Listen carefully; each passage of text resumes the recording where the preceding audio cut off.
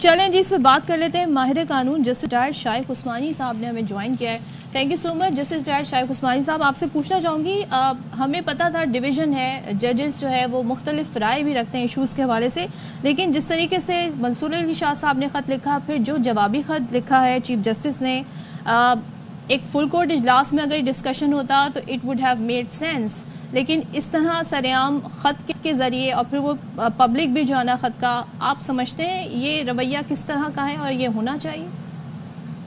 جی یہ رویہ یقیناً جوڈیشل ٹریڈیشنز کے خلاف ہے. جوڈیشری میں سارے فیصلے جو ہوتے ہیں وہ انٹرنل ہوتے ہیں, اور بلکہ جیسا کب کوئی ریپوٹیشن لی جاتی ہے جج کے سامنے آتی ہے, بینچ کے سامنے آتی ہے, اور اس میں یقیناً ہر ایک جج کے اپنے اپنے ویو ہوتے ہیں, وہ قابل لوگ ہوتے ہیں, ہر ایک کے اپنے ویو ہوتے ہیں. لیکن جب ہیئرنگ ختم ہو جاتی ہے, پہلے تو ہیئرنگ کے دوران عام طور سے پرانے زمانے میں ججز زیادہ باتیں نہیں کرتے تھے, وہ سوال پوچھتے تھے لیکن باتیں نہیں کرتے تھے. لیکن اب تو خیر وہ معاملہ بدل گیا. لیکن بات صورت کہ جب یہ بعد میں جب ختم ہو جاتا تھا, ججمنٹ ریزرو ہو جاتی تھی, تو سب ججز جو ہیں ایک کمرے میں ججز روم میں بیٹھتے تھے, بیٹھ کر کے ڈسکشن ہوتی تھی اور خوب شور شرابہ ہوتا تھا. اچھا جی شور شرابہ ہوتا تھا, آپ کیا کہتے ہیں, میں کیا کہتا ہوں, یہ اس قسم کی باتیں ہوتی تھی. لیکن مقصد اس کا یہ نہیں ہوتا تھا کہ لڑائی جھگڑا, مقصد اس کا یہ ہوتا تھا کہ ایک کنسنسس پہ آ جائیں تاکہ پبلک میں جوڈیشری کا جو کریڈیبلٹی ہے وہ بڑھ جائے. اگر دیکھیں اگر جوڈیشری آپس میں لڑنا شروع کر دے تو اس کی کیا کریڈیبلٹی رہے گی ملک کے اندر. اور اس کے بعد پھر جو عام طور سے لوگ یہ کہیں گے کہ جس جج نے مثلاً ایک پارٹی کے لیے بیانات دیے یا بات چیت کی اور کسی اور نے دوسرے پارٹی کے مطابق بات چیت کی اور بیانات دیے, تو لوگ سمجھیں گے یہ اس کا جج ہے, یہ اس کا جج ہے, تو ختم ہو گئی جوڈیشری کی ساری ویلیو ختم ہو گئی. تو یہ جو چیزیں ہوئی ہیں اس دفعہ پہ لیٹر بازی, خط و کتابت ہو رہی ہے, اور وہ بھی خط و کتابت جیسے میں نے سنا تھا شروع کرنے سے پہلے کہ آپ یہ چاہتے کہ پریس کو پہلے پہنچ گیا لیٹر, اور بعد میں وہ سوالات پوچھے گئے. تو یہ سب چیزیں غلط ہیں. اور پھر بعد میں چیف جسٹس صاحب کو کامنٹ کرنا اپنے ایک جج کے متعلق کہ انہوں نے یہ کیا تھا وہ کیا تھا, وہ بھی میرے خیال میں مناسب نہیں ہے. تو ان سب چیزوں کو میرے خیال میں کنٹرول کرنا چاہیے, اور بہت ضروری ہے کہ ہماری جوڈیشری جو ہے اپنے ایٹیٹیوڈ چینج کرے. اچھا جسٹس صاحب اس میں سلسلہ یہ دیکھیے نا کہ ابھی یہ بھی نہیں ہے کہ کسی جونیئر جج اور کسی سینئر جج کی بات ہو رہی ہے. ایک جج وہ ہیں جو کہ اس وقت sitting chief justice of Pakistan ہیں, دوسرے جج صاحب وہ ہیں جو کہ پیونی جج ہیں, سینئر جج ہیں, اور جنہوں نے 26 اکتوبر کو اگر معاملات صحیح رہتے ہیں تو انہوں نے چیف جسٹس آف پاکستان کا عہدہ سنبھالنا ہے. یعنی کہ یہ دونوں سینئر ترین جج صاحبان ہیں. تو ایسے میں یہ ڈیوائیڈ خاص طور پر اس پر عوام پر اس کا امپریشن کیا جاتا ہوگا, کیونکہ ظاہر ہے یہ these are the people who are running the Supreme Court of Pakistan. ظاہر ہے بیچ میں آپ سے کہہ دیں نا کریڈیبلٹی ختم ہو جاتی ہے. اب میرے خیال میں ایک عام آدمی کو آپ بات کر لیں اس سے, وہی کہے گا کہ ہمارے ججز ایسے بہیو کرتے ہیں جیسے اسکول کے بچے بہیو کرتے ہیں. تو یہ اس کی وجہ سے ان کی جو کریڈیبلٹی ہے وہ ختم ہو جائے. یہ سب چیزیں کریں, یقیناً انسان ہے, اوپینین مختلف ہوتے ہیں, لیکن آپ اپنے ود ان کلوز ڈورز کریں تاکہ کسی باہر کو نہ پتہ چلے. اس کے بعد ایک کنسنسس پہ آپ پہنچ جائیں. نہیں پہنچتے آپ اپنا ڈسینٹنگ. بلکہ اب تو ہائی ٹیک زمانہ ہے جیسے صاحب, اب تو آمنے سامنے بھی بات ہو سکتی ہے. ظاہر ہے کوئی دور نہیں رہتی, اجلاس ہو سکتا ہے. پھر واٹس ایپ تو خیر اگر محفوظ ہے تو اس پر بھی بات ہو سکتی ہے, یا اور مینز بھی ہیں. تو یہ بڑے افسوس کی بات ہے, اور میرے خیال میں اس کو صحیح کرنا پڑے گا.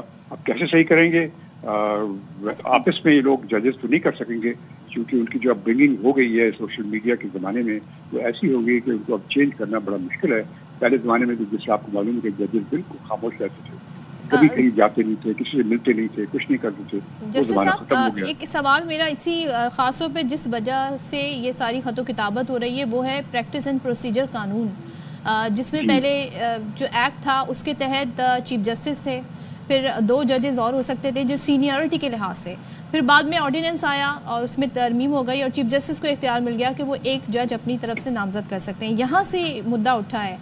اب یہ جو اس پر بینچ بننا ہے, ایک کمیٹی کا جو معاملہ ہے پرٹیکولرلی اباؤٹ دس کیس, اب کیا یہ کھٹائی میں پڑ گیا ہے؟ کوئی بھی جج نامزد ہوگا تو سوال اٹھے گا, اور اسی طریقے سے خط و کتابت کا پھر کیا سلسلہ ہوگا؟ اس سارے پرٹیکولر میں اس کیس پر کیا امپیکٹ پڑا ہے؟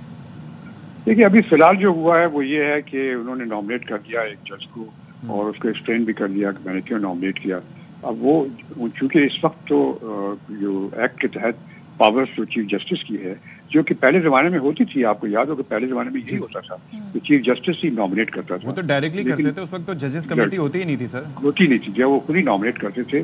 لیکن بعد میں اس سے بڑا کرٹیسزم ہوا، اور یہ تو ہمارے ملک میں ہوا، انڈیا میں بڑا زبردست کرٹیسزم ہوا تھا کہ انڈیا میں بھی ایک بڑا فیمس یہ انسیڈنٹ ہے کہ ایک دفعہ سپریم کورٹ کے ججز جو ہیں انہوں نے ایکچولی پریس کانفرنس کی، اور اس پریس کانفرنس میں انہوں نے یہ کہا کہ یہ کہاں سے حق ملتا ہے چیف جسٹس کو کہ وہ کس کو نامنیٹ کرے، کس کو کہاں ڈالے، کس بینچ میں ڈالے. یہ بالکل نہیں ہونا چاہیے. Actually press conference was held.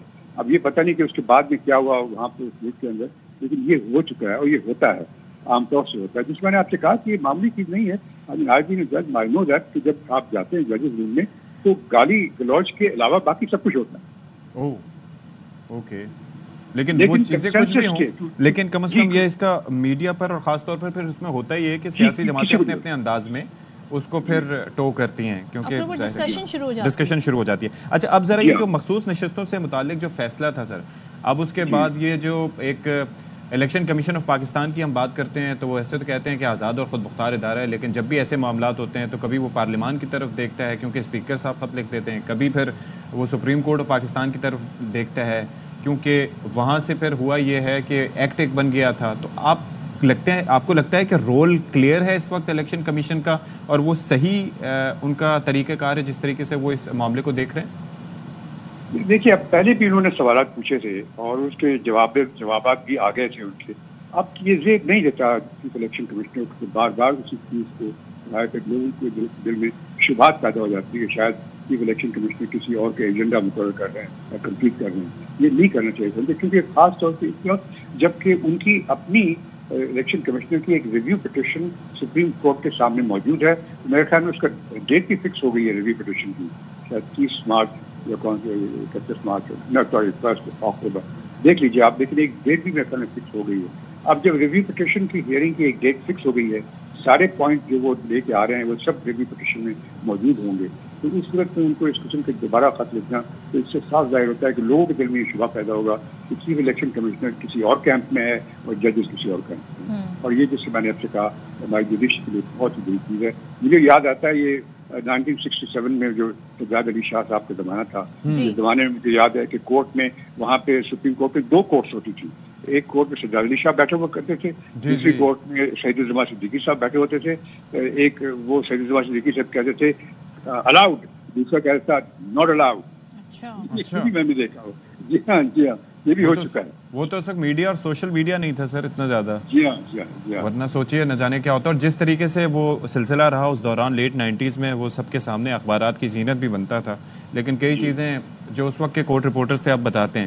اب ایک چیز سر ویسے ہی ہم جاننا چاہ رہے تھے کہ یہ جو چھٹیوں کا معاملہ ہے اس کے اوپر بھی انہوں نے تذکرہ کیا کہ چھٹیوں کو فوقیت دی اور پھر بجائے اس کے کہ اہم کیسز کی سماعت. یہ جو 2-2.5 مہینے کی سر چھٹیاں ہوتی ہیں، یہ کیا مینڈیٹری ہے؟ ظاہرہ کیسز کا پریشر کافی ہوتا ہوگا، تھوڑا سا سکون بھی چاہیے ہوتا ہوگا، لیکن 2-2.5 مہینے، جبکہ فی جج اگر ہم اعلیٰ جوڈیشری کی بات کریں 3 سے 4 ہزار کیسز کا پریشر اور دباؤ موجود ہے، لوگ انصاف کے طالب ہیں. یہ مینڈیٹری ہیں اتنی چھٹیاں سر؟ نہیں، مینڈیٹری تو کوئی چھٹیاں نہیں ہوتی. دیکھیے اب کورٹ میں ہر ایک کورٹ میں چھٹیاں ہوتی ہیں، سمر ویکیشن جو کہتے ہیں، لیکن سمر ویکیشن سے بھی کام ہوتا ہے. ججز بیٹھتے ہیں، بینچز بنتی ہیں، اور اگر کوئی بہت امپورٹنٹ میٹر ہے تو ججز اپنی چھٹیاں چھوڑ بھی دیتے ہیں، فوگو کر دیتے ہیں، کیونکہ چھٹی اتنی امپورٹنٹ نہیں ہے. جو کام ان کو دیا گیا ہے، قوم دی ان کو کام دیا ہے، وہ ان کو کرنا ہے. چھٹیاں اگر خرچ کیا کوئی پرسنل ایشو انوالو ہے، ہیلتھ کا ایشو ہے یا فیملی کا ایشو ہے، وہ الگ بات ہے. لیکن صرف چھٹیاں لینا تاکہ آپ آرام سے جو ٹھنڈے ملکوں میں جا کے بیٹھ کر کے وہاں پہ مزے کریں، وہ بات نہیں، وہ نہیں ہونی چاہیے. کیونکہ جب آپ جج بنتے ہیں سپریم کورٹ کے تو آپ کو بہت زبردست ذمہ داری ہوتی ہے، اور یہ نہیں کرنا چاہیے. چلیں ٹھیک ہے. Thank you so much. Justice retired Shahid Usmani ہمارے ساتھ تھے.